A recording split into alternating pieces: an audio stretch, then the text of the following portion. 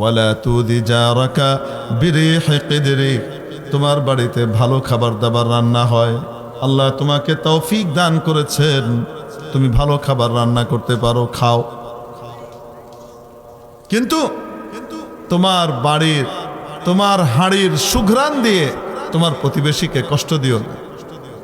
তোমার প্রতিবেশীর যদি ক্ষমতা না থাকে, সাধ্য না থাকে ভালো খাবার খাওয়ার, সুঘ্রাণ তো ছড়বেই, তো তাহলে কি আমি খাবো না? আমাকে আল্লাহ তৌফিক দিয়েছেন, আমি কি খাবো না? অবশ্যই খাবে, কিন্তু তাকে কষ্ট দিয়ে নয়। তো কষ্টটা কিভাবে দূর করব?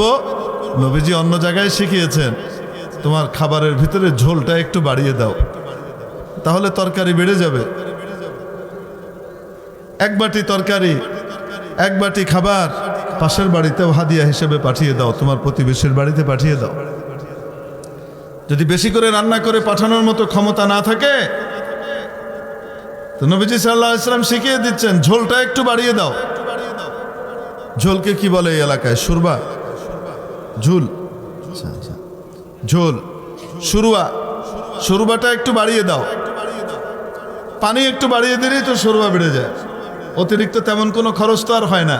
ওর সুরুয়ার ভিতরেও, ঝোলের মধ্যেও গোশতের ঘ্রাণ, মাছের ঘ্রাণ চলে আসে। এক বাটি সরুয়ার ভিতরে 2-4 টুকরা সবজি আর 2-4 টুকরা গোশত দিয়ে পাঠিয়ে দিলে পুরো বাটি ভরে গেছে। তোমার প্রতিবেশীর বাড়িতে বাচ্চারা খাবে,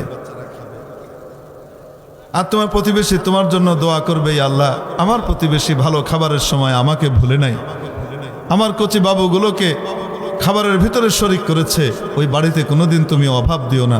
আব্দুল কাদের জিলানী রহমতুল্লাহ আলাইহি এসে দোয়া করলে যতটুকু কবুল হবে তার চেয়ে বেশি কবুল হবে প্রতিবেশীর এই দোয়া, হোক সে মুসলিম বা অমুসলিম।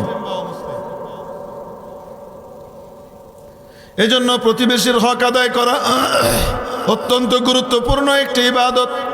নবীজি সাল্লাল্লাহু আলাইহি ওয়াসাল্লাম ইরশাদ করেন, জিবরিল আমিন আমার কাছে এসে প্রতিবেশীর হকের ব্যাপারে এত বেশি তাগিদ করেছেন, এত বেশি গুরুত্ব দিয়েছেন। প্রতিবেশী প্রতিবেশী প্রতিবেশী এত গুরুত্ব দিয়েছেন, এত বারবার তাগিদ করেছেন, আমার আশঙ্কা হচ্ছিল হয়তো প্রতিবেশীকেও উত্তরাধিকার সম্পত্তিতে হকদার বানিয়ে দেওয়া হয়। নিকটাত্মীয় যারা, তারাই তো উত্তরাধিকারী হয়। নবীজি বলেন, এই পরিমাণ তাগিদ আর গুরুত্ব প্রতিবেশীর হকের ব্যাপারে জিবরিল আলাইহিস সালাম আমাকে এসে আল্লাহর পক্ষ থেকে দিয়েছেন। বারবার বলেছেন যে আমার মনে হচ্ছিল হয়তো তাদেরকে উত্তরাধিকারী বানিয়ে দেওয়া হবে। মানে কেউ কারোর প্রতিবেশী হলে সে তার রেখে যাওয়া সম্পত্তিতে কি হবে? ভাগিদার হবে। কি পরিমাণ গুরুত্ব, অথচ এটাকে আমরা কিছু মনেই করি না।